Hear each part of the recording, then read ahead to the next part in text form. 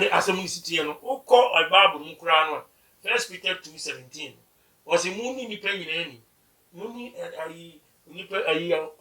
Moonfa and Lady, Emma a handful. So, it is a Wakasa Nnye. Oh, get me. On San Casse, Nanaman Casa ye. It is a chem.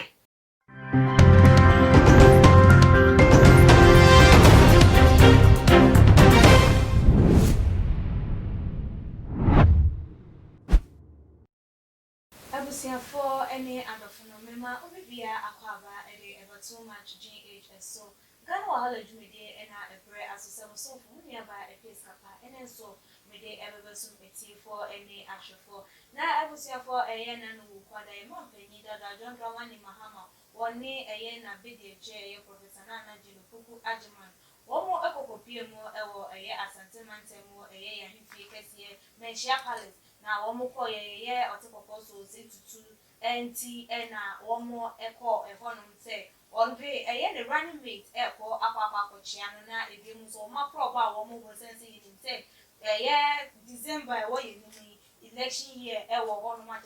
one more at the petitions with not just one so at the one more campaign a good aquarium. Now I'm not one more copy more a honum and a year Manhyia a year or say to Nana. Yeah, Osei Tutu, Eddie to a jar SL. One of the were being no Eddie Ama Obia, Abrano, Abrabia, and yet a year politics, and I say a year election year one was say one more ever, ever, a year advice, and I say one more by every who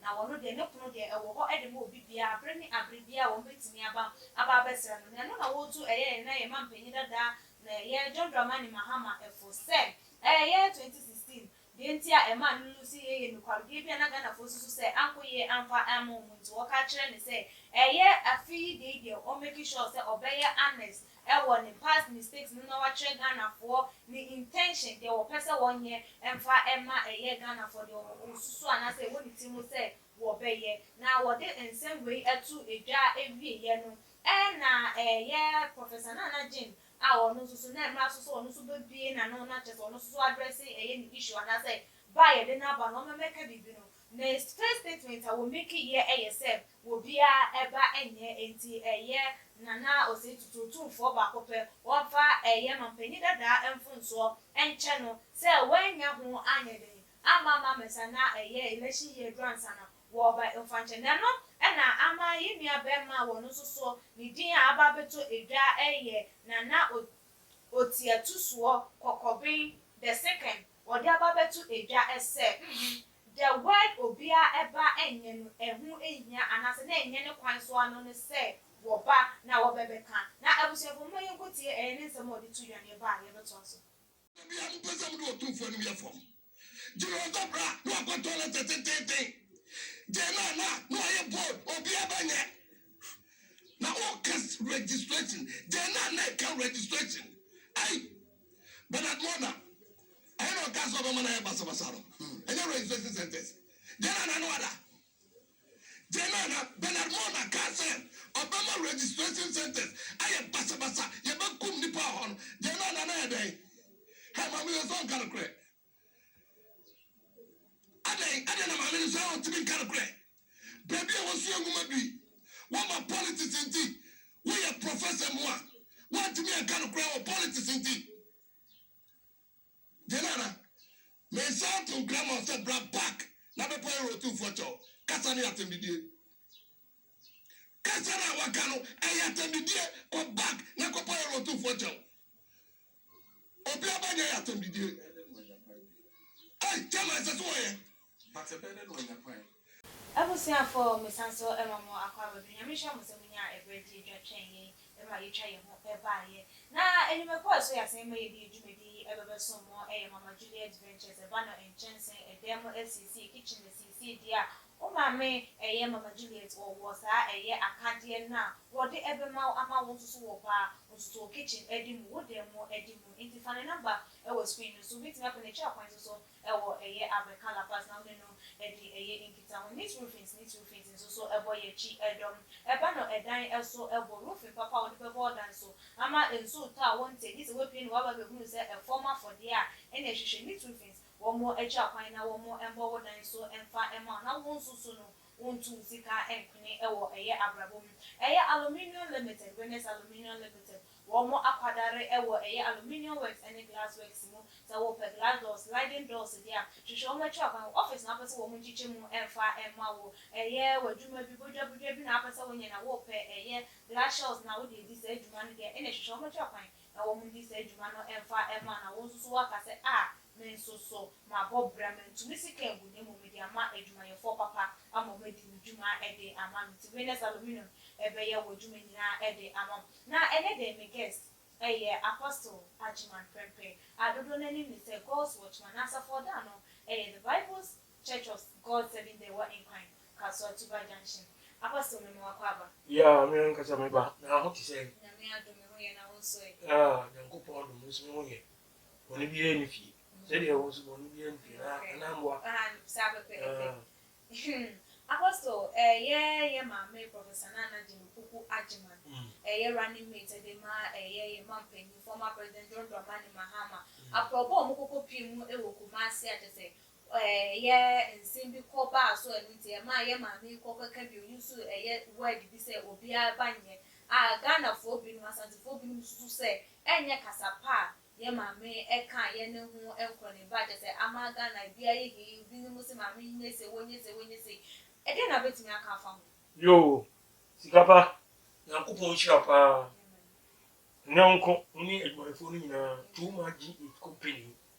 owurade ma asomdwe ntrem saa na nye kese nkoso nye kese ara owurade nye mu nyina kese ni me nyina nsi wudi ahwefo ni tiefo nso sese nkoni bi mra wonso mu na mama adwuma no koso nti edemose afi nso me me ma ni asafuni na ni hia Obia em said obusamen ye former president John Mahama on any running meeting akọ Asantehene no in fact ye pass of call ye ndi omobunu say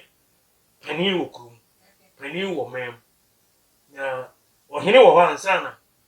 pani eba na busi eba na nipa bia wo busi bia ohene na asemo mo kan yi say ye oba no boa say Obia banye nti na mfa mfumuzo no nche enye sa mfa ntoazo ori toazo enti no in fact asantitwi muode na woman so ye mehu ni say ono no on shede nya Asantehene ye se wo ye mfantini no odi Opoku Ajiman idin de say it to no ene mi ti se kan tete no ma trampantifo mu pen ntimi ni mfantifo se ni musiti so omo se dan ti twi ni deep omo kasa no ko ne yeso de enko but ye na ya kanfo owo na me kire nti asem no kan na obi se wan kasa yi no em se ono no nim se asem na o kan se Obia banye no oni se wa kan asem pa na Apostle to you no de wo kan ye no e na pese me bubu se enye de obi kan de ono ne kan ye no to you no ye no kwan so a enu fa ba bi no mi na mi chem se ni o Infantini o ndi Asante kasa on tini hie ndi Asante mu no o ka se o ko gina panimu anim e ka se Obia banye nti baboni cha Obia banye ndi na je se afa wo pa cha wona ni se so na je se Obia anye nti ye ono Obia be bia ye mfa ne sa so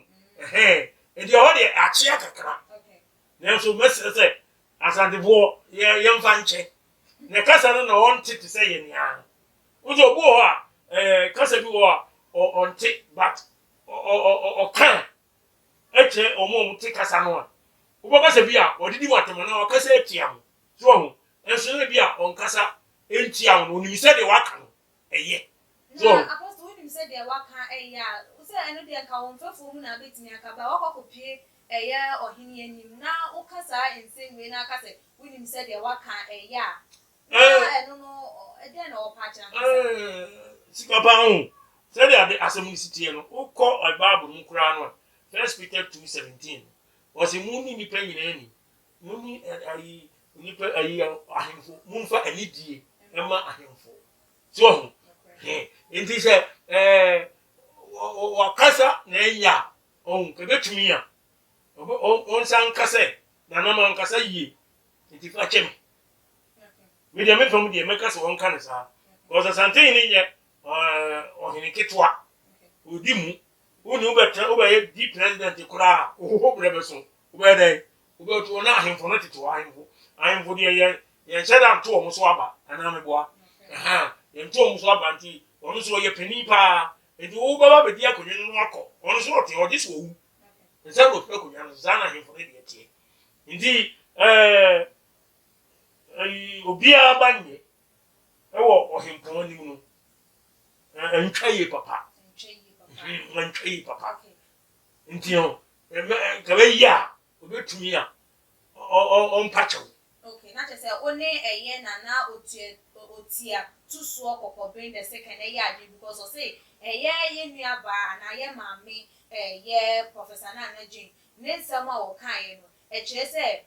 adebuo de oni bi edema eye empinfo enti hu be hia say won bra on sanko eye Manhyia biem na won ko pa eye otumfo Osei Tutu acho ana se obetumi aba begina pinsie so apa acho amaga na fo ni Asantehene nyina akoma ato ne yem ono ne nsem o kan yem de na kire se ye mami omu ade because o say an de o kan ye na eche se omu ade na emu be hia se wo mra bonten ememe pa acho na won ko ye otumfo onko pa acho no so de na betima ka fa oh sikapa nya mi sha o se na me aka no kasa no won tini yi se obi puto owo kasa mu a nipa no puto no ya na na sam ka no different se Asantehene pa 100% Asantehene no bia ko on kasa no wo na otumfo otikoko Osei Tutu otosu bi no ni so endi fama bi no me ne man no ya fama bi so me ne nya adwen so enti na otumfo Osei Tutu onim se ayi nipa no onye Asantehene so atiase enti na de onim se onye Asantehene no wakasa ene wafum a se owuma no so tumi esipi onya kokodroko na nanim o pachawa eye sese obi na no na oka bibi se na asem wo nyam kan ye no ba nka ye difa chem eno ewo so hu ba de amanfo susu mo no kwa edu yesusu mo no kwa edu se obi fom a wo so o mani hu se wa fom me ka se won sheda Nnye Asantehene nte no ti na wo se ye mo no kwa edu mani hu se bi ade o ye ne ya na eno de me no ya adwen so ayi ekwe o ka Matthew 23 ayi wo friends ayi Acts chapter 23 1-5 emre bi eba se Paul ye kire no ko badwom ko pie penfo ni na pani ba ko ka se ye mo Paul asun na Paul bi na no ka se ayo mo masun se wo so e na ugina so le fa mo masun no so bo ne Yakobo bo wo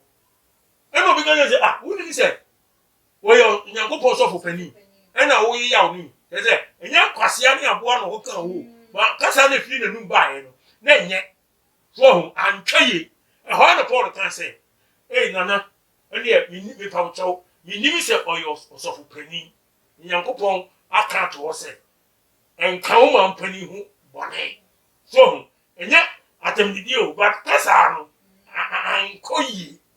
enti ho na Paul o kan se onimi sa ntie ene asamu tutwaye so tiase sana mami die mi ba za akoye o di obetuma ka bibi a kire otumfo na wote kokoso ama so dwe bi aba so atiase enti na mimi ka se amanfo nsusu tutu asre ne abasa na nka onu akra no wote onu na bia na mpanifo bi ayi na sotire ni ka be ya mpanifo bi kan bibi nkire no nka omra idum omra enimu na o meka bibi nkyerɛ otumfoɔ so ɔte aseɛ na asantefoɔ akoma ntɔre yam because on say Obia ba nya die asɛm bi a wokyerɛ mu kora na akɔyɛ nwomran so ɔte aseɛ Obia ba nya ti sɛ ɔno nso wantumi ama data no a ama kyerɛw ne ade na afei waba enti wagye ne yɛ difa no bɔ ne kyɛ because Obia ba nya dɛ ɛnyɛ and set down thousand what you see and yet tangible indeed ma DJ Professor Naana Opoku ajamai media me so me futu kakra betumi dia ma ono nti betumi a odi e koka bibi che na santi mu no entwei jo apostle ye hwe emro mkoko pie mu wo hono mu oye otumfo Osei Tutu no so ne nsem a ye wodi chi a wo mu wo kan ye say wo mu ne kuno de wabie na from 2016 na ye former president John Dramani Mahama lose election we see hono every election time de wo ba na wo no de ne kuno wo hono abre bia wabie de ato wo de ama wo bia enye election time on kwanda wo say wo mu emba ne hono na owie yi no say tunefo e ka che ne say onhwe na ye nokure bia na say bibia wo say wo maga na fo egunu wo ma wo mu enye de enwu onye honest to eye Ghanaians enhunu de nokure bia ewo because ye dia wo ma nje na India na say bibia wo ye mistake bia wo ye mfunso bia wo ye nti ne ma eye Ghana fo etuti a wo mu no na wo hwe eye wotumfo ne nsem kan ya wo kan na den na wo susu say wo pa kire yo ekuya misanso da wasi mi sha otumfo on say on de na dwuma bi Asantehene de na dwuma bi eno ye pani ahemfo bɛkɔ aba na ɔtɔ ɛna meboa gisi wo wo sɛ asɛm ya okay emire bi nana Akufo-Addo president oba betra kunye so hwɛ ne video bi wo kora o phone so up to date o Manhyia palace nana do okɔ na otu no fo asa afutu o otu no ye wo mu a me fa pa o ka che nse nana Akufo-Addo ye wo tifi aduri university anya hwe bio na emom se obeye bibi pa mo man no so na wodi agidi ato enne hiawo so na wo ayi wo fasika anya hwe bio so ena ye ntia ye tutia aban dada no eni se ekom edin krofo ndi ekom so ekom ni bire ena wo de to aba no etia ama ye di ma wo ndi wo so aba no hwe ni ye nam Ghana asetenam enye yie na otumfo Osei Tutu a otosu mienu ena odi se amputu mu Akufo-Addo wo enti se o kasa no a na opese wo kire se onye ne homework yie no mfa no kore nya duma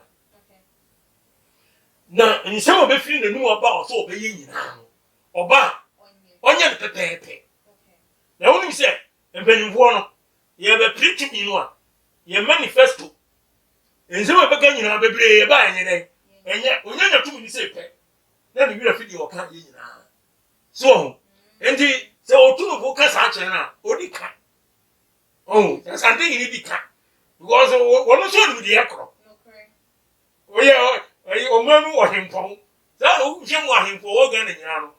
o ye panisi wo nyina mi ma dwem ni ma bi so za le hu no so ena president bia so bebe bia so o the respect kese ye dey ema no so eti efutro na wo de ama no eti former president Mahama won trust nwini hu yi na di opeso oba obeye nyina no oka oba onye se nyame na dum no timi di nkunimi di a onfa ba kokora entofo ebi se ayi say Yesu ka kire for receive wo Matthew 23 verse 1 down 1 to 5 no o say Moses akunyato ena for receive won atena oka se munya na so mo de o munya dai omo nya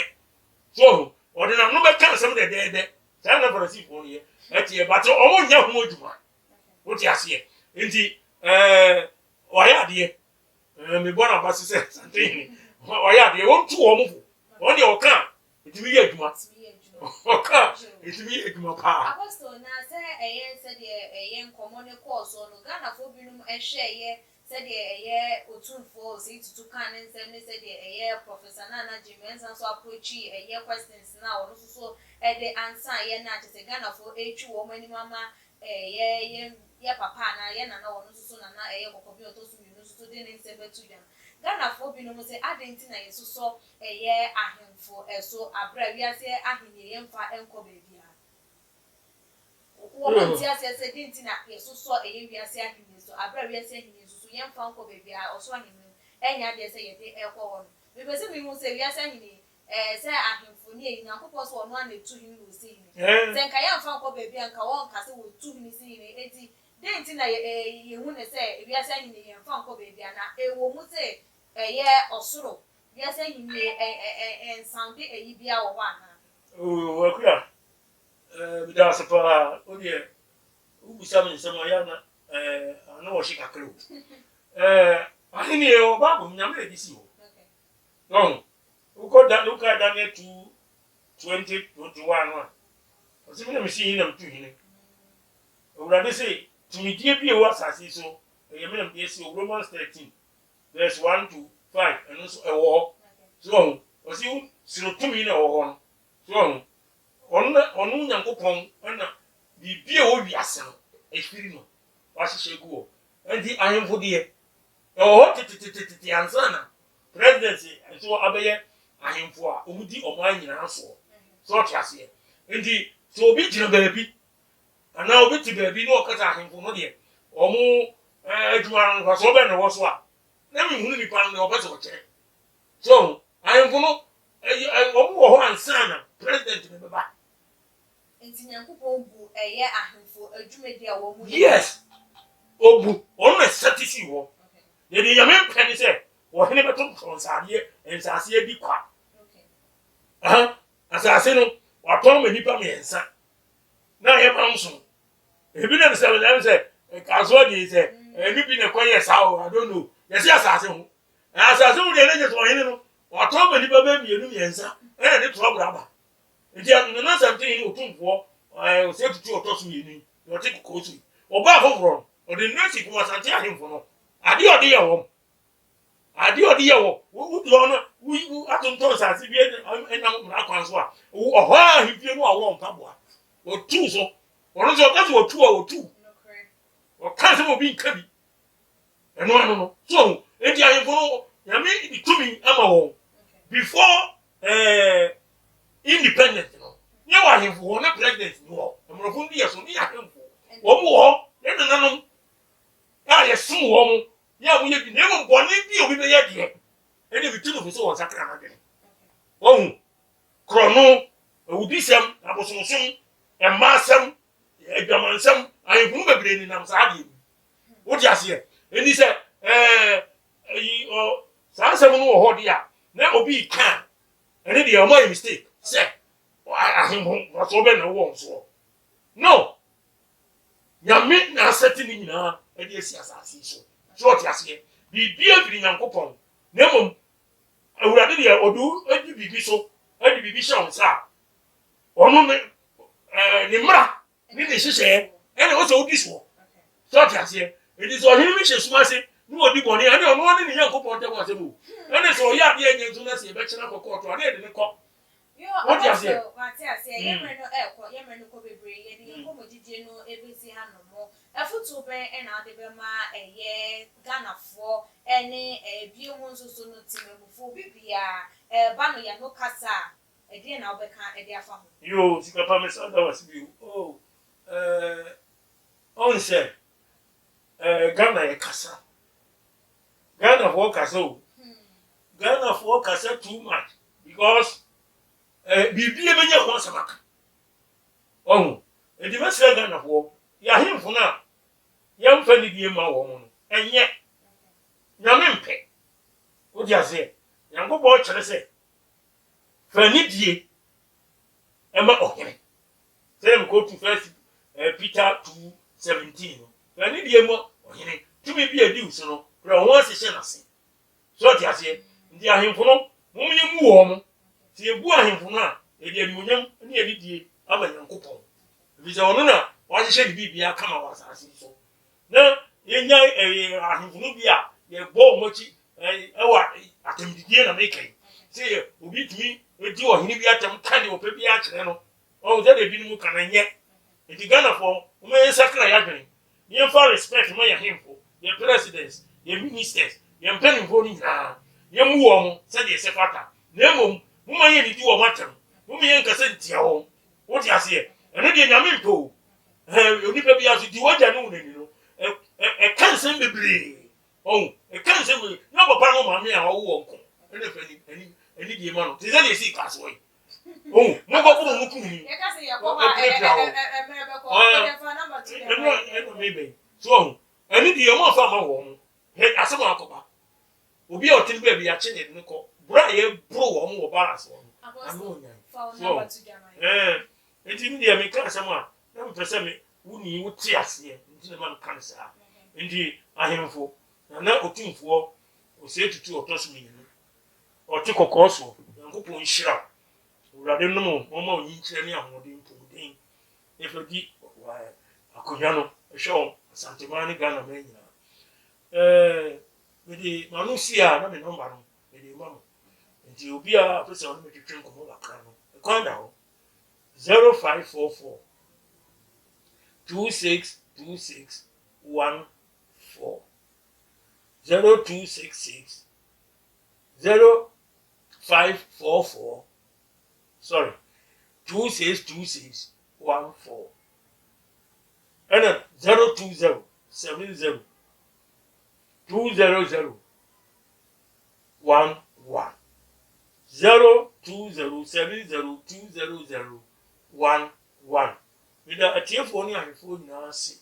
Nyankopon hira obi biara na ɔno asomdwi wo Yesu Kristo bi mu amen Amen. Apostle Nyame inshallah. Obviously for her and the brother my kwan ama ye dey nkomo twetwe no esie. So subscribe to the channel no so when you like your videos na share e forma enuano me abefo. Let me follow you where IG page @GH_ meeting at the FS Kappa. When Apostle Adima Prempa or that's upon the the Bible Church of God 7 day war in crime. Kaso to ba ganche in the day to train and come. That's the sanation makram. The major prophet kum chacha. On say me catch was say bomoden na hwe too much GH. On say me kan ye nyane bone pa na kase epe wo wi ase ya asonde asonde nti na Adam wo hu nyame ye no nyam no wo hu ne ma bi a wo hwehwehwehwe e wo other place ne ade kat won na bomoden na be hwe too much GH be hwe na subscribe bomoden o be hwe pe na wa ye subscribe o subscribe subscribe na subscribe na o subscribe a na wo benya ne ma pe a wo pe ne ma papa a wo pe ahwe nyame hira na ura